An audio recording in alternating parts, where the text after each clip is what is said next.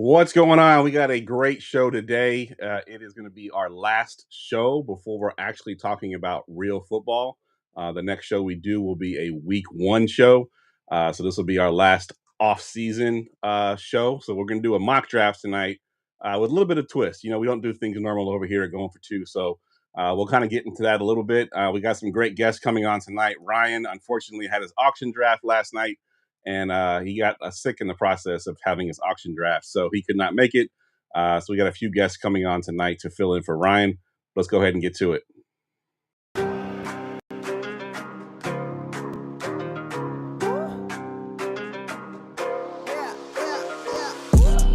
Going for two, kickers are extra, I give them the boot. Ooh, going for two, sit back, relax while I grab me a brew. Ooh, now I'm reclining while putting my time and I'm ready to go. My spine is aligning and much my lineups, my bank account grow. I am so rich, but knowledge is all that I'm leaving it with. Ooh, listen to this, multiple options, how far can I get? Ooh, DFS Dynasty Redraft tonight, I'm not finishing last. I'm finishing past any and all, I am looking to last. What else? This spot is popping and I am so locked in and only opening the door when it is opportunity knocking. And all of these spots keep on talking and talking. So what are we talking? What kind of alignment? And running it deep, even players forgotten or came from the bottom or hitting that top end. And this spot is popping, yeah, this spot is popping. And woo!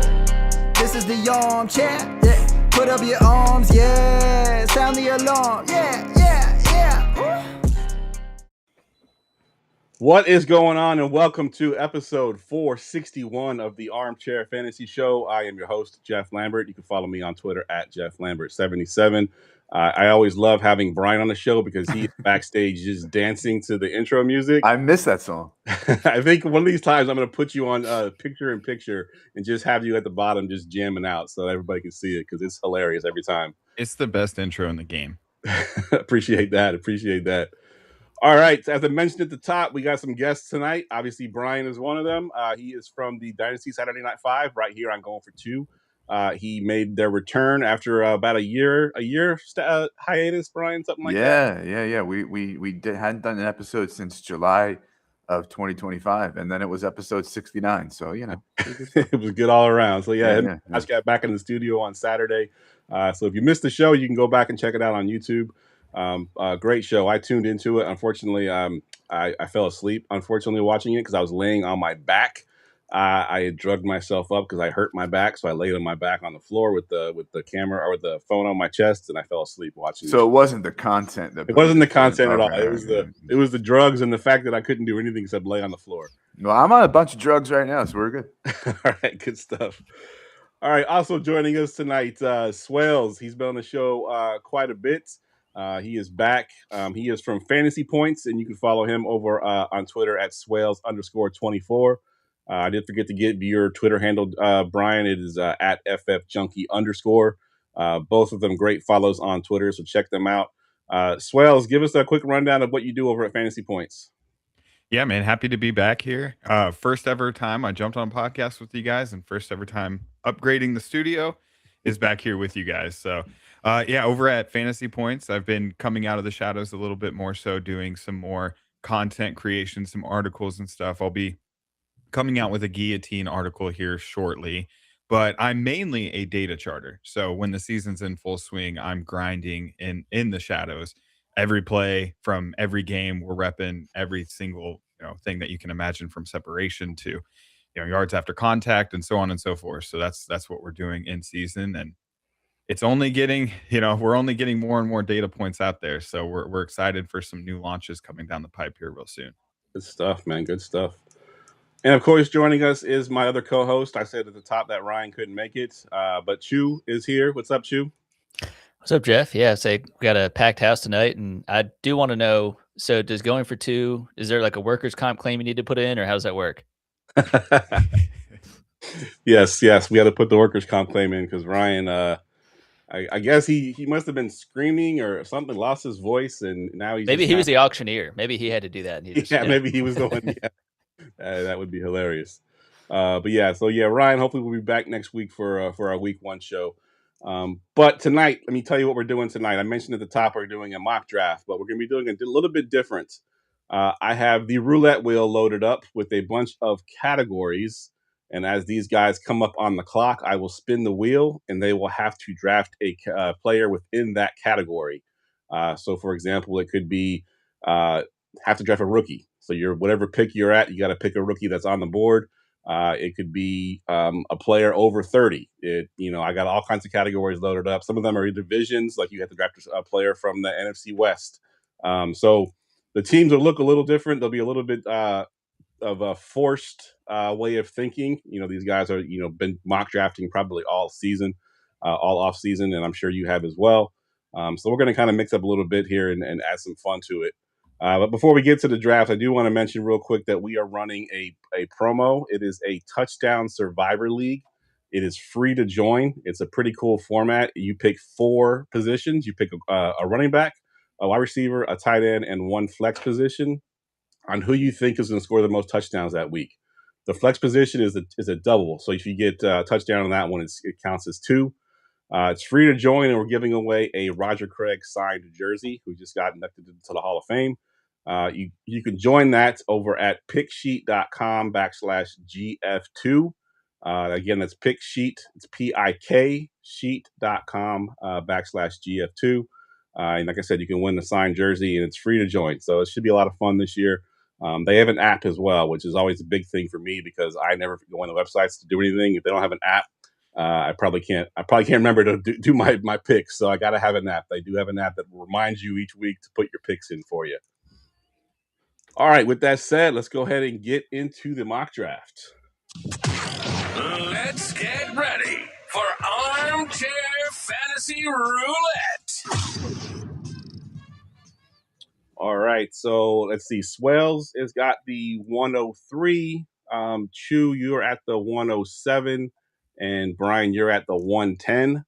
The computer will auto draft the other picks for us. I'm going to go ahead and hit the clock here and let's get started.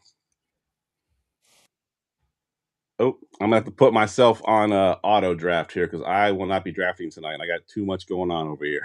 So, Swells, you are up. Jahmyr Gibbs and Brian Robinson just went. So let me go over to the draft board here and get the wheels up. All right. So for the 103, you are going to have to draft positional lock. So I'm going to have to spin the wheel here so we can lock in the position. The second wheel over here is for positions. Your first pick is going to have to be a quarterback. All right. I did forget to mention at the top what the format is. It is Superflex and it is tight end premium. So quarterback actually makes sense right here at the 103. So not a whole lot of chaos in that first pick there, but I got pretty lucky with this one. So I just got gift wrap Josh Allen, and I'll go ahead and take him right there if that's cool. Yep, good stuff. All right, let's get the mock draft board back up on. All right, you are up at the 107. Let's get you a category to draft here. Force me to take a quarterback. And it is actually positional lock once again. Let's see what position you get. As long as I don't see you have kicker on there, so I think I'll be all right. Ooh, tight end. So it is tight end premium, so Close not to terrible. Yeah, not terrible at the 107. So you got tight end here at the 107. Who you going with? I guess I'll go Trey McBride. Let's see. Come on. Did you consider Brock Bowers at all here? A little bit, but I do. I mean, I guess you could say there should be some concerns with both of those offenses, but I feel like we saw what McBride was able to do with Brissett last season, and I do think the Raiders will be better than last season. No offense to Geno Smith, but I do think that I'm much more comfortable with what McBride did. The volume and the amount of routes he ran might shrink a little bit, but it's him and Michael Wilson. I think Marvin Harrison, still don't think he's going to take another step forward. So I'm comfortably taking McBride, assuming he's at worst the tight end 2. Yeah, and I agree there. I think McBride is a safer pick there because nothing has really changed with the Cardinals other than they have a really good running back now. I feel like that's somewhat of a hot take, but I'm right there with you. I really do like the Trey McBride. I feel like he's just gotten all offseason kind of typecast as like the trade-off, trade him while he's hot. And while things might not be able to repeat identically, like you guys have said, there hasn't been a whole lot of change. So, right. Yep, not as much has changed with Raiders. Have got a lot of things going on over there. All right, Brian, you are up at the 110. Let me get your category on the board. Spin that wheel. No whammy, no whammy, no whammy, no whammy. Oh, wow. Okay, you got that's a reach. So you have to pick a player 20 spots lower than ADP. So we're currently at the 110. So overall player has to be at least at 30. All right. So let me scroll, which starts Derrick Henry at 30.4 ADP. And looky, Miss Cookie, Justin Herbert there at 31.6. I'm going to take him. Elite tools, throw in McDaniel, wheels up. Let's go for it. Yeah, I love Herbert this year. I've been getting him anywhere I can get him in any of my redraft leagues as well. Actually drafted him just the other night at my my Lowe's draft. I took Justin Herbert because he's I think he's going to have a very good season this year. So great pick there. All right, and I'm back on the clock. Back on the clock here. Yeah, for the turn because we're snaking. Get you another category here. No whammy, no whammy, no whammy. NFC West. You have some pretty good picks in this division. Oh, you have the number 1 and number 2 wide receiver from last year, and the number 1 running back from last year, all in this division. So some good picks here. NFC West.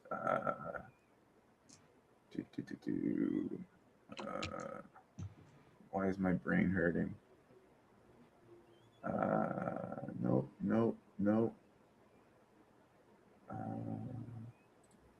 You know what? I'm gonna do. But you know what? It's actually there's 4 super flex spots on this roster, so I'm just gonna go ahead and grab Brock Purdy. I think he's gonna be doing just fine. I know people are a little bit afraid with the injuries of CMC and Kittle and all that. I think I'm a VIP member of the strip club. A lot of us cokeheads go to the strip club, and then on top of that, he scoots. He's got better wheels than people think, yes. And I think it's overall the offensive environment is going to be fine, at least as good as last year, and yeah, I'll take Purdy. I like the pick there, and this brings up. You mentioned the strip club. Everybody's talking about Deshaun Stribling. There is a fancy football name out there, a team name that I thought was really good. It's the girls are Purdy in the strip club. You have Brock Purdy and Stribling on. I love it. If we want to have a special after hours episode with stories from my days in the okay. All right, Chew, you are up at the 206 here, so let me get your category up.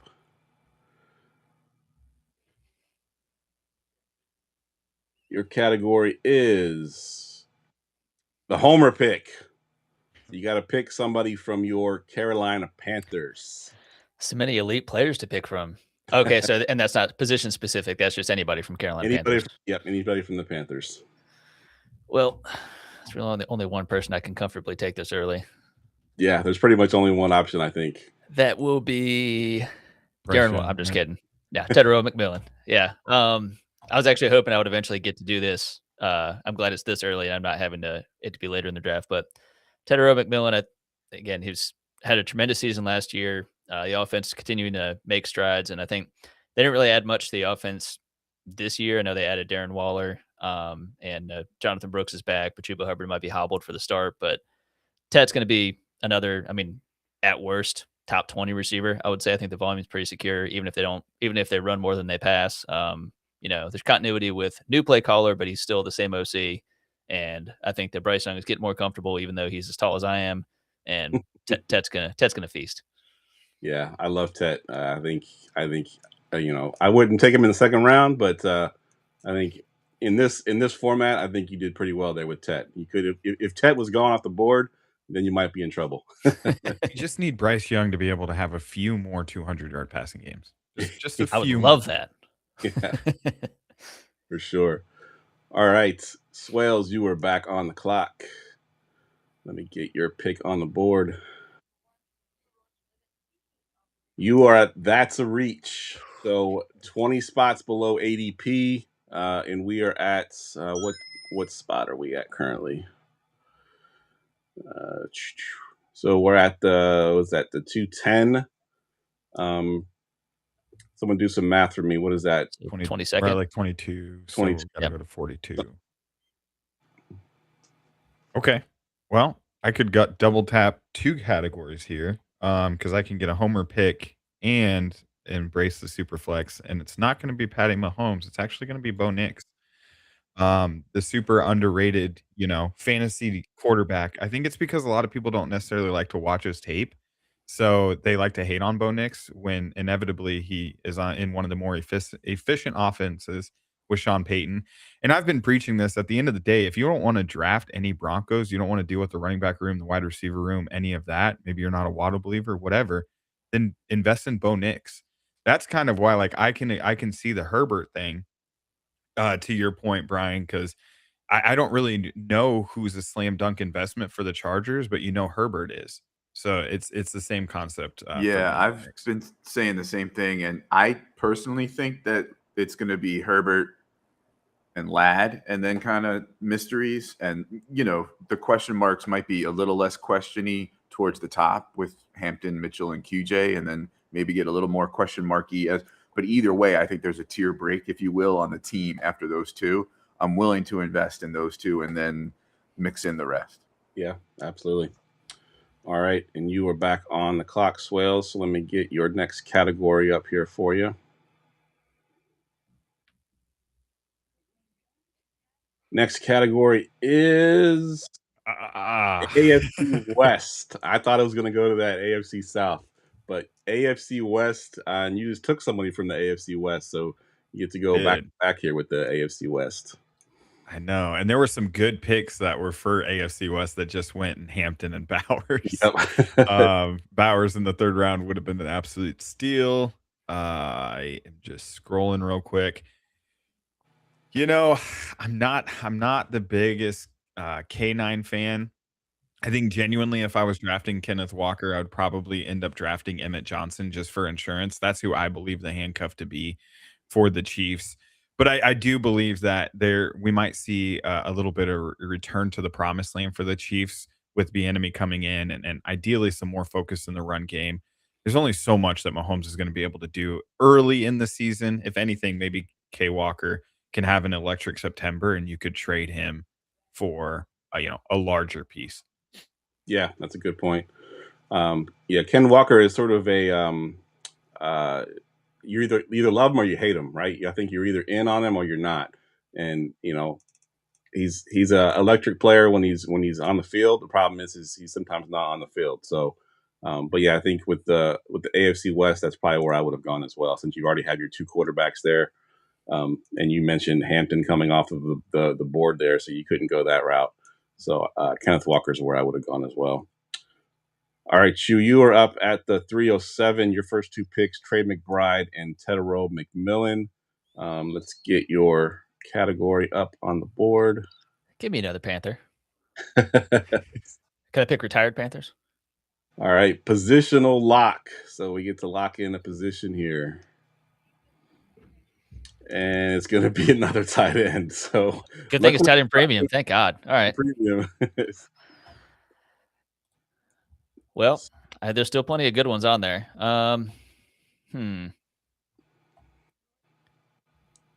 I normally would go Warren, but I'm going to go Loveland here. Okay. Not necessarily just because of the Warren injury, which I think he'll end up being fine, but might slow him down for the first bit of the season. But I kind of don't know what to make of that Colts offense. I think they should pick up where they left off somewhat, but there's a lot of people hobbled now, and I'm a bit nervous about that. But with Colson Loveland, I do think there's a lot of mouths to feed in Chicago. I'm honestly most excited about Roma Dunze in that offense, but I'm saddled with picking yet another tight end here, and I just feel Loveland is really the safest one here, and he has pretty good upside of his boom bust games, what we saw a little bit from last season. If I was at 107, I would have picked Loveland just to start the conversation, because I think it's well within his range of outcomes to finish as the tight end 1 this year. I have him in my head solidly above McBride in all formats, although obviously when it comes to trades, I'm in the market, I'm not going to pay a lot more for Loveland or take a lot less for McBride. McBride ran like a game and a half worth of extra tight end routes that I just don't think is going to happen this year, even with a little bit of garbage time, because they are going to run more. They are going to be a little more semi-competent. I think Keenan Allen affects Warren more than it affects Josh Downs. And you already mentioned that the offense may come back to earth after an historic first half of the year last year. Brack Bowers is a one of one. Colson Loveland's the next Travis Kelce. Love it. I love the endorsement there. Good stuff. All right, Brian, you were up here at the 310. Let's get your category. Your category is AFC North. So Steelers, Ravens, Bengals, or Browns. Where are you going with the AFC North here? All right. Let's just make sure I'm looking at things there. Well, you know what?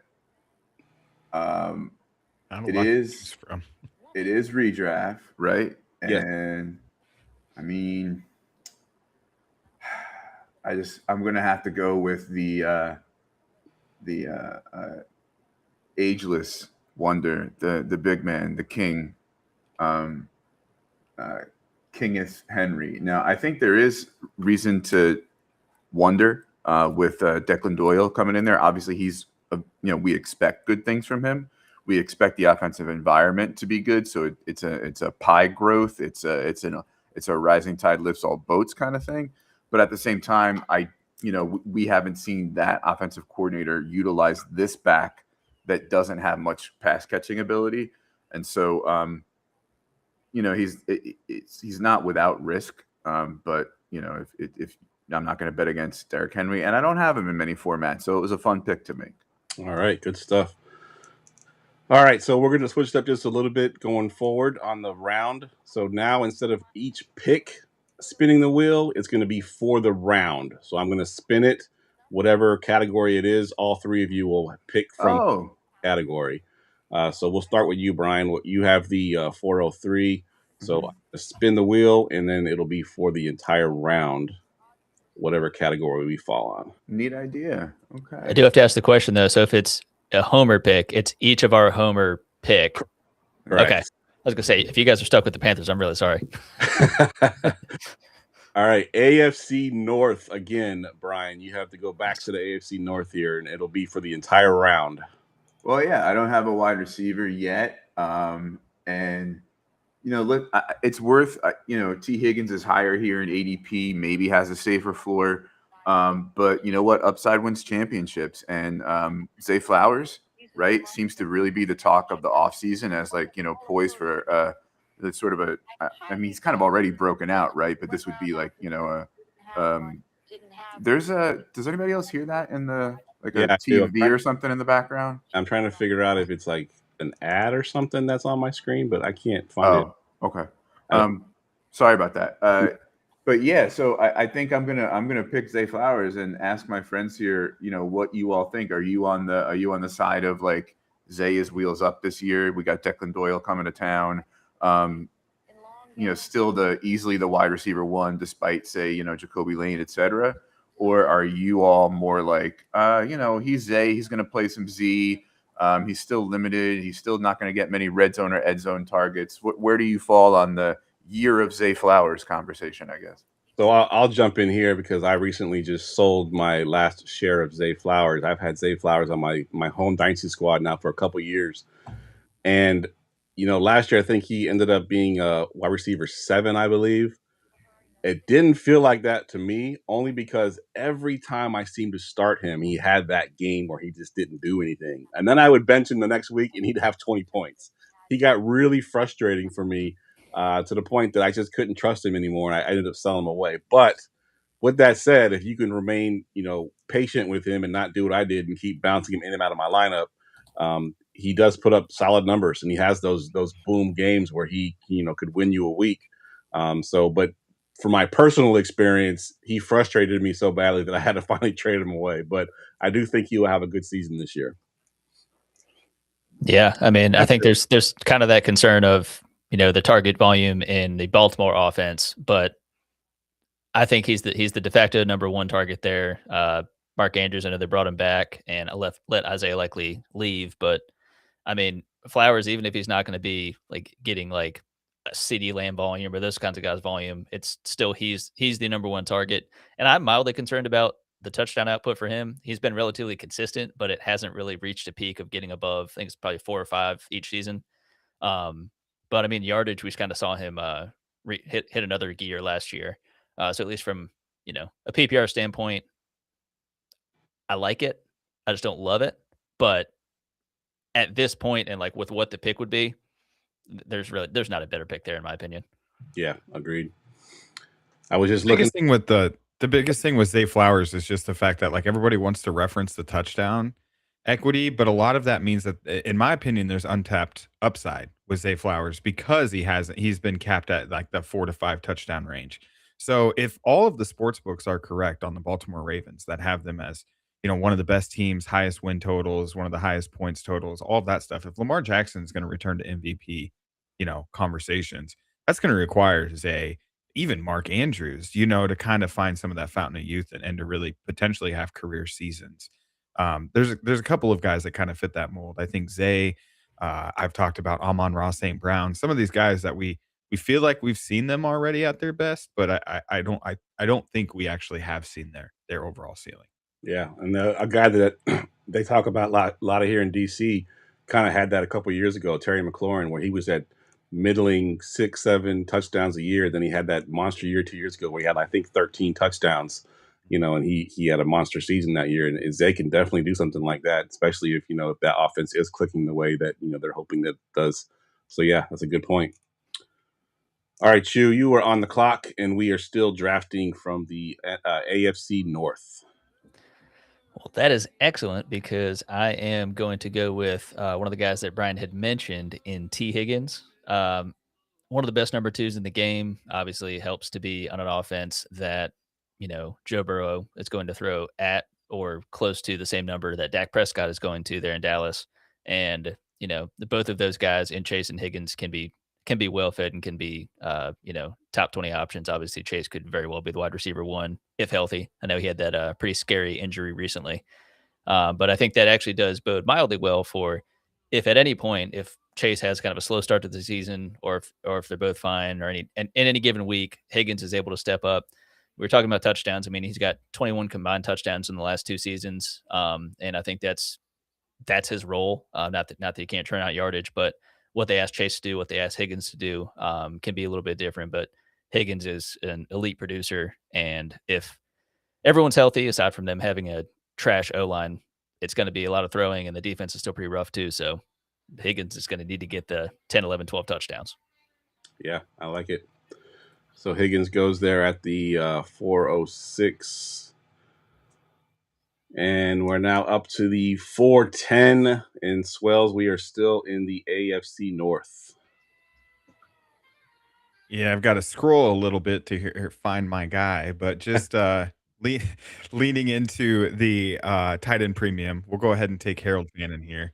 Just kind of referencing the charting side of what I do over at Fantasy Points. You've heard a lot of the people at Fantasy Points talk about how Harold Fannin is arguably the hardest dude in the entire NFL to tackle, an absolute demon after the catch, and that's gonna continue just like it did last year to be pivotal for the offense to even be able to be functioning for Cleveland. So they're going to become reliant on Harold Fannin for a lot of these dump and runs and run after the catch opportunities. And surprisingly so, Fannin ended up having, I think it was between 6 to 8 touchdowns last year, which was about 30% of Cleveland's team, touchdowns. So there's a legitimate world, despite the increased competition, where Harold Fannin could return to that realm. Yeah, I love Harold Fannin this year, and I think I got him in the Scott Fishbowl. I was all over Harold Fannin. Even last year, I really liked him as well. And then once Njoku got hurt, it was wheels up for him. Unfortunately, he ended up getting hurt himself. But I think he is going to be great in that offense. I know the offense is not going to be very good, but it's going to be a lot of targets going to Harold Fannin, I think, this year. All right, let's get our next round for the wheel. All right, next category. Our next category is no whammy. All right, breakout. Breakout. So, pick your favorite breakout player. The only rule is he couldn't have had a top 24 year at his position. Are you checking like fantasy encyclopedia? Like I don't know that I have Just use your memory. We'll just go with the trust factor. No, we'll call it out. We will yell at each other if we feel like someone has been wronged. The Swells. If anybody's listened to Fantasy Points, this name that I'm scrolling to try to find is not going to surprise you. But again, referencing my data charting side, Parker Washington's one of those people who I've gotten shares of for a few years now. I've got the receipts. I can pull up the sleeper history and show you when I picked him up for nothing out of free agency in multiple dynasty leagues. The point is, I remember watching him and charting him, just being like, holy crap, like this dude really pops, but obviously he was like more of a returner and things of that nature. But I kid you not, like I used to watch him and I would like ask Brett Whitefield, like, dude, does he not remind you a little bit of Amon-Ra St. Brown? And now, like, obviously, now that's essentially where the comparisons have risen. Yep. Yeah, and so I'm fully in on a Parker Washington believer. I do think his price is now obviously reached about its climax for what he can do as a producer, but I'm still Parker Washington all day. Yeah, that's a good pick there. I'm personally on the BTJ bounce back, but I can definitely see the appeal to Parker Washington as well. All right, Chew, you're up here at the 5-7. What is your breakout pick? Well, Swales, very jealous because that's absolutely who I wanted to pick. But after endorsing Parker Washington, I will next jump to a player who went to same college I did. He at least went there for a year after transferring, and that is Bashal Tootin. So Okay. I'm maybe not as high as most on what his standalone role will be in Jacksonville. There's, I think Liam Cohen really caught his stride in what he wanted that offense to look like in Jacksonville last season. Obviously, evidenced by Parker Washington stepping up. I know Brian Thomas took a bit of a step back. There's a bit of an injury and all that kind of stuff. But I do think that Bashal Tootin, it is very much a thunder and lightning type of element in the backfield with him and Chris Rodriguez. I do like Chris Rodriguez. I thought he was a solid, above plotting type of back coming out of Kentucky. And I think obviously he has that connection with Liam Cohen. So I think that's a big reason why they brought him in for more money than I thought they would. But Bashal Tootin just hits another gear. I feel like in this offense, getting him in space, it's just going to be an absolute nightmare for defenses. And for fantasy's sake, and certainly for this exercise and the pick that I have to make here, he fits the bill. And I think he can really have a strong breakout season. Nice. Yeah, I have a list of beat reporters on Twitter that I will sort basically by just beat reporters, and his name comes up a lot, making plays, and people are hyped about him. So yeah, great pick there. I just want to say real quick, Jacksonville's another one of those teams like I referenced with like Justin Herbert, Bo Nix. Because honestly, the Tootin argument, the Parker Washington, BTJ, like we're all arguing in this space. Mhm. At the end of the day, just draft Trevor Lawrence. Trevor Lawrence. Yep. Yeah, I was a year early on Trevor Lawrence. I had him 2 years ago as a top 12 quarterback, and of course he does it to me last year. So at least it was just a year. Most people were 5 years too early on Trevor Lawrence. Fair point. I actually went on a very popular podcast that year to talk about Trevor Lawrence, and went on and on about him, and of course didn't pan out for me that year. And then now I'm like, I wish I could go back on that podcast, but see, I was just a year early. All right, Brian, you're at the 5-10 here. What's your breakout player? If we were doing like a breakout podcast, I'd have like 17 names rattling around in my head for the show sheet. And for whatever reason, in this format, when you're like, hey, pick a breakout player, I'm like, Right. So let me just make sure. You know what? I know this is like kind of chalk as far as like the hotness as far as the breakout goes, which means I want to hear about it. I already talked about my love for Loveland. I'm gonna pick Luther Burden here. And what do y'all think about like everybody being in on Burden this year? So I'm on the I think Chu said it earlier. I'm on the Romadute side. I think he has a bounce back. I still like Luther Burden, and I think it's going to be one of those. this is the Romadunze week. This is the Luther Burden week.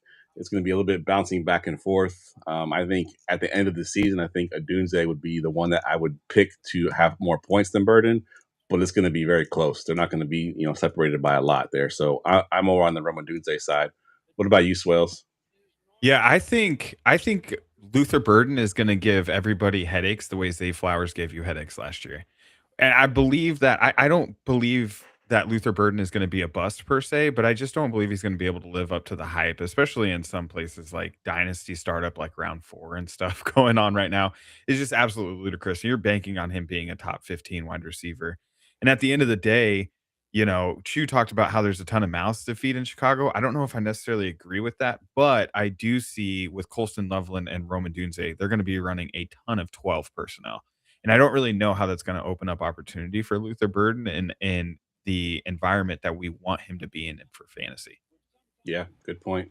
So I think a lot of it actually does, go over to Loveland. I think all of the Burden hype we're hoping for is going to get kind of cannibalized by Loveland. For what it's worth, I kind of agree. While in Dynasty, I do have Burden as wide receiver 19 and Rome as wide receiver 25. Not a huge difference between the two. For me, Loveland's the play. Almost like you're talking about with the quarterbacks. Loveland's going to be on the field for 11, 12, 13. Like, we know they love him. We know that where Caleb has struggled passing, it's often in the type of targets that Odunze gets. So he's going to have to smooth that out and work on that part of his passing game. And then, as you mentioned, it's likely going to be a matchup based boom bust. How many snaps is he getting kind of thing with Burden. So that's why for me, it's you play Chicago through Caleb and Loveland, much like we've been talking about with Herbert and Trevor. Yeah. And Kyle's in the chat. He chimed in too. He says he has Odunze ranked higher, but he has no exposure to Odunze. So he's actually hoping for Burden because he actually has Burden in the salary cap contract league. So Kyle makes a very good point because I'm with y'all. I'm in the Odunze over Burden camp, but he does go in that weird spot where it's like the Parker Washingtons, the BTJs, the Marvin Harrisons, whether you're in or out. Like, so I find that I prefer Odunze, but I'm not getting a ton of it because he's just kind of where he's because of where he's at. Yeah, that's a good point. All right. It is time for a new topic. So let me get that up on the board. I'm actually going to remove this one so it won't come up again because I don't want to keep doing breakouts the rest of the show. All right. No, we'll get down to our 30th breakout player. All right. This is a hater pick. Oh, snap. The pick where you pick a guy you don't necessarily like. You don't have to necessarily hate him, but break out the haterade. Yeah, bring out Here's the clips for you, Geoff. Yeah, this is what we need Opus for right here. This is actually a THC seltzer, but might as well call it the haterade. All right, Brian. So is there anybody on the clock? Cam Scattaboo. Has he been taken yet? Probably. Let's see. He is a cartoon character cosplaying as a football player. Shooting. He is not a football player. He's a cartoon character. Oh, he's a WWE wrestler right, cosplaying as a football player. All right, now I gotta actually look here. This is like what Gronk would have been if he was a running back. Right? Yeah, exactly.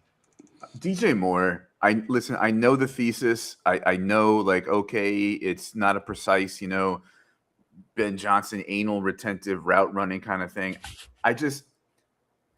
He's going to be better and more at home than he was in Chicago and with Joe Brady and all that. I just don't see it with him this year. I think he is getting towards the washed end of things.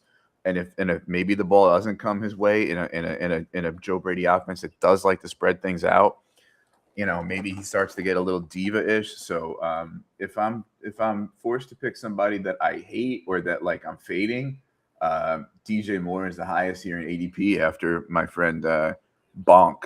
Geoff, you remember Bonk on Turbo Graphics? It was like one of the first 16-bit graphic systems. Big Bonk, head, babe looking, yeah. Cam Scattaboo's Bonk. Nice. Yeah, good pick there with DJ Moore too. I tend to agree. I do think that offense spreads it out a ton. And you mentioned about the whole diva thing. He had a little bit of that in Chicago last year, where we saw a few times where he just walked off the field. After a player didn't come his way, he just kind of walked off the field, and he wasn't necessarily gyrating and being all demonstrative, but he had that body language where he's just like, he could tell he was upset that he did not get the ball. So that could definitely happen with him in Buffalo. All right, Chu, you're up at the 606 here. Well, I guess I'm going to be dogging the former Super Bowl champs in the Seahawks, and I'm going with Jadarian Price. There's just a Really? lot that I'm kind of confused about in terms of how I'm not saying he's ascended to such unreasonable like ADP to where I don't understand how he kind of got in that range, given opportunity with where he's slated in Seattle. But I just don't see it in terms of him having any sort of a next gear like a Kenneth Walker had there. And I know it's unfortunate that we always kind of just try to apply, if it's a coach moving to a different team, apply the same offense. What was the last wide receivers he had, that kind of stuff.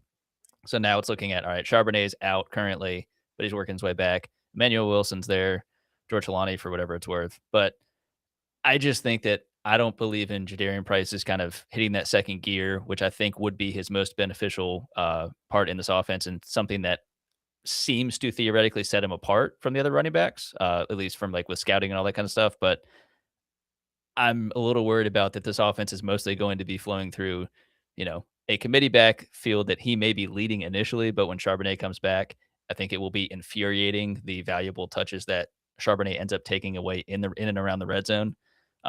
Again, much like it ended up being for Kenneth Walker. And it's going to be plenty of passing as JSN is going to be, force fed his 9-10 targets a game. AJ Barner is going to be involved enough. Elijah Arroyo, who I do think had a bit of a slow rookie season, I think is going to be involved more.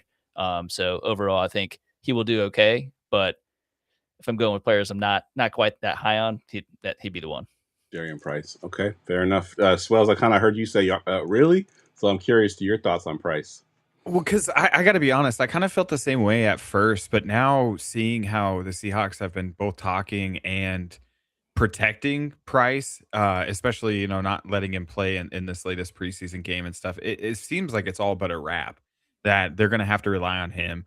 Also, just the late season injury and stuff to Charbonnet. Like, I think in a perfect world, the Seahawks want to run a committee. But at the end of the day, we're talking about a committee with names like George Halani and Chris Brooks and stuff. So, like, how genuinely, how much are they going to be able to stay committed to that, committee overall? So, I really just think, especially first round draft capital, a player who has potentially an open, platform to the starting gig. It's kind of, I'm starting to agree with that Twitter narrative that it's kind of rare you see a player of that status falling into the 5th, 6th round. Yeah, good point. All right, now you are on the clock. So who was the player that you hate, per se? So I wish we would have done this one a little sooner because there's a ton of names that have already been taken that I would invoke here. But out of the names that are left, I'm going to have to go ahead and just go with Carnell Tate. Mainly because of just like where he's being drafted. We talk about that Roma Dunze pocket. Well, Carnell Tate's in that same pocket as well. And this hurts the heart because I'm an Ohio State Buckeye fan. But Carnell Tate, obviously, one of the least productive of the Ohio State receivers coming out of the program, going into his system. There's been some real negative worries around Cam Ward and whether or not he's taken any steps forward. And then they also brought in Wan'Dale Robinson, right? So like there is a target earner in that system, comfortable in that system, and potentially, easier ADOT for Cam Ward to be able to hit for fantasy purposes. And so just with that point, looking at names still on the board like Mike Evans, Roma Dunze, Christian Watson, Marvin Harrison Jr., Brian Thomas, like even Michael Pittman, it's kind of hard to imagine why I would take Carnell Tate here. Yeah, fair point. And just talking about Wan'Dale Robinson, back-to-back seasons with 140 targets. So I know it's a different team, but he still has that ability to put up a monster amount of targets. So I agree with you on that. Different team, same system. Brian Dable got him for a reason. Yeah. That's right. And that's really what we're worried about with Tate, right? Because like you could say, oh, well, Wan'Dale turned those 144 targets into like 10 yards last year. But which is true, but it's still 144 targets that Carnell Tate ain't getting. And I think that's the issue. Yeah. Like, are we so certain that Carnell Tate is going to be significantly different than Alec Pierce? Right. Yeah. I don't know. And I would argue Alec Pierce is a better downfield threat in terms of his burst and what he can do. Unfortunately, And that might be true, but like, yeah, that's where I start to worry is like, is Carnell Tate just the next, Alec Pierce? Very possible. All right, let's get our next round topic up here. Over 30. I'm not going to hold it to you if you pick somebody that's 29. I know it's a little bit hard to think about who's over 30, but you know the old guys that are out there. We can pick an over 30 guy. So, Swells, you get the first over 30 pick here. You know what? I love me some David Montgomery. There's a lot of over 30s that are on this board that I would love. I'm gonna shout out my boy David Montgomery. Shout out even Baker Mayfield. I think he's on a revenge tour. Baker Mayfield for MVP. Go get you some like plus 3,500 bets out there. But I'm gonna do Mike Evans. I almost actually chose Devontae Adams for my Carnell Tate choice because he goes about 13 spots ahead of Mike Evans, at least on the sleeper ADP. But Mike Evans, he's one of those people where obviously you're in the exact offense you want for fantasy points with Mike Shanahan.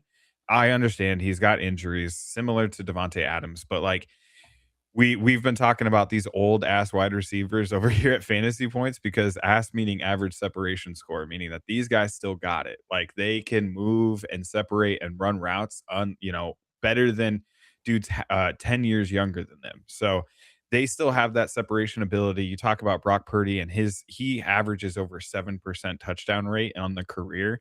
So I think, Adams led the league last year in touchdowns with 14. I think it's a real possibility that Mike Evans could do that, but also hit 1,000 yards, which Adams did not do last year. Yeah. And underrated deep ball a lot of times, Purdy. Yeah. And on top of that, Shanahan offense historically, when it's had a good a really good boundary receiver, has taken it to a new level. Yeah, I agree. And I think, as a Niners fan, I've seen them struggle sometimes in the red zone to pass the ball, which is why McCaffrey gets so many carries. I think Mike Evans kind of fixes that issue in the red zone. When you had like Deebo Samuel, they're always running these crazy, gimmick type plays to get him in the end zone. Brandon Ayuk's not really a jump ball, kind of guy. So I think Mike Evans gives them an element that I don't think Purdy has really had in his time there at the 49ers. So I think I like that, kind of Adams comparison where he might not have, a huge season as far as yards and targets, but he might have, 10, 12 touchdowns easy. So yeah, I like that one. All right, Chew, you were up and you got to pick your player over 30. Well, I'm not just getting cheeky with this one, but if we're going old, might as well go with a 36-year-old tight end named Travis Kelce. So I know that his stats are trending in a very downward direction, but that is also relative to Travis Kelce being just the long-standing set it forget it tight end one. So going down from that relative to other tight ends is still really not that bad. I know I also have a number of tight ends on my team already because of this format, so I'm willingly picking a tight end this time. But I mean, for Kelce, I still think he's good for another 100-ish targets. He still broke that number last season by a little bit. And tight end, the touchdowns for him can kind of come and go. I know he's not exactly the route runner he used to be in terms of his burst and what have you, although that was never the biggest part of his game. But I think the connection with him and Mahomes hopefully coming back healthy. It sounds like he should be good for week 1. I know Rashee Rice will there, and presumably no repercussions for all that stuff that happened with him. But if we're believing in the rushing attack with Kenneth Walker and Emmett Johnson and company, I do think that the offense will be humming, and I think we'll get them in position to score to where it will help, certainly in this premium format, a guy like Kelce being that safety blanket for Mahomes and hopefully getting that uptick in touchdowns for him. But we'll see. I tweeted this out a couple weeks ago when Kelce was somewhat going viral because he couldn't separate at OTAs or at training camp. But at the end of the day, like somebody's going to have to do a study on how Kelce just gets so wide the F open, randomly gets lost in zone coverage. Like, that there's no one else that you have to defend. And yet Travis Kelce's out there just doing jumping jacks with like nobody within 10 yards of him. And like nothing's going to change this year. He's still going to find a way to do that, get lost in coverage. And you're going to look up and like Travis Kelce's going to be tight end 5, tight end 6. Like, just like clockwork. Yep, 100%. And I think Mahomes kind of helps that too, right? Because they got to kind of worry about him running, because he scrambles a little bit, gets out of the pocket. Do I leave Kelsey to go get Mahomes, or do I stay with Kelsey? And that's kind of, that those off script plays kind of help Kelsey as well. All right, Brian, you were up. Who is your over 30 player? I was flirting with a player that was mentioned before, Baker, and he didn't appreciate me flirting with him. No, and I'm not gonna pick him, and not just because he's already been mentioned or whatever, but I want your feedback on this after I make the pick. Maybe we can talk about Baker and my pick. So wherever Nate Tice got the stat from, and I think he uses Next Gen a lot on his shows, but among 37 qualifying quarterbacks, right? Since Baker joined the Buccaneers, right? 8th in yards per drop back with Mike Evans, 22nd in yards per drop back without Mike Evans, 6th on success rate per play with Mike Evans, 36 out of those 37 quarterbacks as far as success rate per play with Mike Evans without Mike Evans on the field. So this is either Ted Hurst becomes important at work, or do we think Baker needs that like alpha-ish guy for his shtick to really work? Scramble drill guys like Evans had to do with Johnny Manziel and that kind of stuff. Right. So I'm going to pivot to another Unk tight end that apparently has the good kind of torn Achilles, and we'll go with George Kittle. So, friends, what do you think of fading Baker and/or George Kittle? Well, I've been in the camp that George Kittle was going to return early. He had talked about how he was doing a specific procedure on purpose in order to get back at the beginning of the season, and I bought into that from the get-go. Yeah. So, not gonna lie, it hasn't surprised me to see his evolution, and I absolutely love that pick there. The Baker narrative, I definitely understand. I think one of the things that works in Baker's favor is just like, when he's backed into a corner, he just becomes a different person and a different player. It's more of a gut feel than a statistical feel, to be honest with you. Yeah. Obviously, a lot of that has to do with like the contract negotiation. I personally just felt like the contract negotiation stuff was just absolutely disrespectful. Yeah, he's got it. Like you said, revenge tour, chip on the shoulder. Right. Yeah. To offer a potential starting quarterback, the face of your franchise, like 2-year contract is just like that's rude at the end of the day. So that's where a lot of that stems from. I would say that I would be curious to know the Mike Evans stats, whether or not Chris Godwin was on the field as well. If it was strictly just Mike Evans out there, that'd be another name that I would invoke that I think actually helps Baker Mayfield. I think Chris Godwin is one of those that's kind of the forgotten guy out there who just a couple seasons ago was a top 5 wide receiver when healthy. And if he can return to any type of that form, that's going to drive some of the Baker success and narrative forward. Agreed. All right. We're going to make this our last round here. No, I see more rounds listed on this board. We have 12 rounds, Jeffrey. No. Yeah, we're coming up on the 10:30, the 1 hour mark. And you know me, I don't like to go past that 1 hour mark. So let me get bedtime.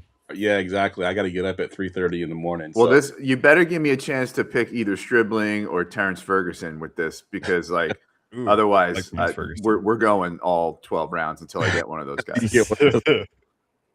All right, let's see what our last round is going to be. By the way, shout out Tyler Shuck. He almost made the over 30 category. I'm taking the over 30 off. We're going to do a different one here. I don't want to do back-to-back over 30s. All right, there you go, Brian. NFC West. We going to the strip club. I'm gonna make it rain at the strip club. So here's you get to hear my soapbox about Stribling, and it's not just because like whatever. It's like I actually do think it's a good pick, right? So, if you're say a guy like JJ Zachariason and you're doing your prospect guide, right, and you're in the weeds on that prospect guide, and you're in your model, and you're not paying attention to every fart of draft news like Brian Ford does, right? You may miss that, like leading up to the draft, and this is not a knock on this. This is like, if you're doing something one way, and right. So for me, I take it all in, right? And leading up to the draft, Brugler, Daniel Jeremiah, like, in like the 7 or 10 days before the draft, we're like, listen, don't be surprised if this dribbling guy goes like day 2, right? Now, I kind of liked him as a sleeper. He was kind of in like a bucket of big wide receivers that, these days, those big wide receivers, if they go to the wrong team, Carnell Tate, they might have a problem. So he was more in like, the wide receiver 10 to 15, and with guys like Lane and Hurst, and like, where are these guys going to go that their bigness is gonna be an asset and not a liability, right? He goes to like the perfect place, right? And okay, fine, it's a reach, right? But like for a guy like JJ who was looking at mock draft database and this is not a knock on JJ. This is about like process and why I like Stribling, right? And he's relying, as he should, on mock draft database data as his, like, whether a pick was a reach or not in his formula, and that's fine. But the mock draft database data hadn't caught up to the draft buzz, and they had Stribling as like a pick that was supposed to be in like the 90s, right? So he seems like far beyond the reach that he really is based on his production profile, right? But that production profile is heavily weighted by having really bad quarterback play. Once he clicked with Trinidad Chambliss, right? Not that you're only do that sample, but compare those two samples, right? And he's going to have a chance now to go to, the Shanny offense that he fits really well with the blocking and all that. Already was going to have a chance to be in 2 wide receiver sets from day 1. Now we have question marks about Evans, and okay, fine. As Swell said, he's still a good pick, but 5 weeks into it, we don't know what the hammy is going to do, with Mike Evans. We've seen that before. Kittle, CMC, all aging, right? Juwan Jennings gone, Ricky Rolex out for the season, right? What's left, right? We go into the strip club, and people talk about this reach and everything. Remember too, like half the league or more runs some form of the Shanny or McVay offense, which means half the league or more wants Deshaun Stribling on their team. Now, it may not be the Schefter tweet that everybody thought he was the best receiver in the draft or whatever, but it fundamentally alters the desire among the NFL and what the draft capital will be. And if you're going to be a draft capital bro and say that that's the thing that, is like drives things the most, well, then you know what? It's the 33rd pick on a Shanahan offense, right? And they got a chance to sleep on that pick overnight. And when you sleep on that pick overnight and you have pick 33, you get a chance to field phone calls and do research, right? They knew how popular Stribling was, and they chose to pick him at 33 because they didn't think they could get him if they traded further back after already trading back several times. Go to the Strib Club. Love it. I love it. And I don't it's so hard for a rookie for my own team in a long time because of all the flack that they caught for making that pick. I felt bad for Stribling. He didn't do anything wrong. He just got drafted. Yeah. And he's like him and Nate Borkircher are like the thumbnails, Yeah. So I really root for this kid. Obviously I'm rooting for him because I'm a fan of the team as well. But I did kind of like, there was an interview recently with Shanahan, and he sort of backhandedly sort of slapped the media. One of the guys asked him, like, are you really surprised on where Stribling is right now in his development this early in the preseason? And he says, nope, not surprised at all. He's where we expected him to be. Almost like saying, like, you guys were all wrong and we were right. So I root for this kid, and I hope he really does pan out. So, yeah, great pick there. Yeah, I don't want to belabor the point, and this ain't my take directly. I listened to Brett Whitefield, and then I went and watched what he was talking about. But the usage of Stribling is absolutely insane for a rookie, especially in the preseason. The way that they are using him all over the formation from X to Z to F, run blocking and crossers and everything. Like, you don't usually see that kind of workload put on. And I think the 49ers are preparing for a very long season where they're going to have to be using this piece all over the field. And I mean, genuinely, I just hope his health allows him to last, 17 games in a rookie season, because it is rare that it seems like he's going to have a very full workload. Yeah, agreed. All right, Shu, you're up with your last pick in this mock, and it's the NFC West. Where are you going? Well, I'm going to have a much less spirited and not very exciting, but sensible pick. And that is because I don't currently have a quarterback on my team, and I think I probably should do that. So I will end here with Sammy Ballgame, Sam Darnold. I expect him for another 4,000 plus yard season. Won't contribute much in the rushing attack. That's fine. I do think the Seahawks passing attack will take a bit of a step forward this season. I don't think it will be a tremendous step forward necessarily, but I think JSN has very much arrived. And I know that they are now without the illustrious Jake Bobo. But I do like Torrey Horton. I do like Cooper Kupp as a veteran, kind of rotational piece.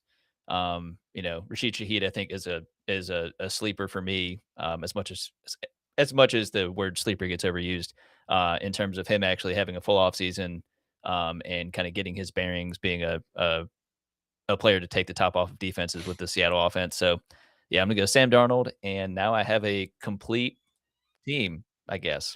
Yeah, you got a bunch of tight ends there, but you're all right. It's good. But yeah, I agree. I think Sam Darnold is what he is, and I think it's a solid pick here in a super flex league. And you didn't even mention the two tight ends. I think AJ Barner, showed what he can do last year, and I think Arroyo has had a good preseason. I think they're going to end up using both of them in the formations, and I think Arroyo can have a little bit of a good second season. He probably won't overtake Barner per se, but I think he will be involved enough that is going to help Darnold. I think Kyle's point is correct. I'm going to add a little bit of a caveat to that. The reach isn't completely irrelevant because it's like, where are you going to draft that top 40 wide receiver in your rookie draft, right? And the top 40 wide receiver is worth drafting, but where, right? And if you have the stink of a reach, some people may rename nameless, because there's thousands of them. We're taking guys like Nick Singleton above, and Carson Beck above Stribling in some of my rookie drafts. And it's like, that's where you need to figure out, like, was he as big a reach as people think? And so Kyle's right. If you have that bucket of, listen, top 40 wide receivers, more or less, they're going to be fine. But where? Right. And people were fading Stribling and taking him in like the early third. And I just took him in like a way late rookie draft at the 112 because of injuries and the market shifts. It was like, might as well, Yeah, that's awesome. Yeah, I took him as a homer. I got him in the second round of my home league, and I'm ecstatic to have him, and I loved watching him this preseason. All right, Swells, what is your last pick in this mock here from the NFC West? I'm going to go with a chalky name, but I do want to shout out. I like how Brian had dropped Terrence Ferguson. I think that's a really great name that people should be keeping an eye on for their tight end too. If you want to draft like a Travis Kelce and then swing for upside with the Terrence Ferguson, I think he's the wide receiver 3 for the Rams. I remember when I first started noticing that the Rams were running this heavy 13 personnel, that there were times where they were running Terrence Ferguson as the X receiver. And they're even continuing to do that in camp to this day. So expect that. One of the things that I think what they do with 13 personnel is keep Puka off the field to protect Puka from himself. And so I think that also drive force some of that, why you see Adams and Terrence Ferguson out there. But the name I want to talk about, and I just want to give some love to Marvin Harrison. I know Chew doesn't sound like he's a big fan of MHJ, but dude, like, there was just a world where we used to be a little bit more patient in the fantasy space. We were all about the year 3 breakouts, and shout out Ryan Heath. He posted a phenomenal article about year 3 breakouts, the potential next JSN. But at the end of the day, like, Marvin Harrison has had some unreal obstacles, and we give a lot of excuses to a lot of people. Just look at names like Trevor Lawrence and Justin Herbert. But we just refuse to do that with certain players like Marvin Harrison just because of who we expected them to be. Maybe Brian's not in that camp, but the fact of the matter is like, I've even tweeted about this too. There was a body language and like a mentality issue with Marvin Harrison Jr. I've never seen somebody of his caliber to like just literally look defeated on the football field. I think a lot of us can remember when he caught that touchdown against Seattle and it damn near looked like he was crying. Yeah. You don't see a superstar of that caliber.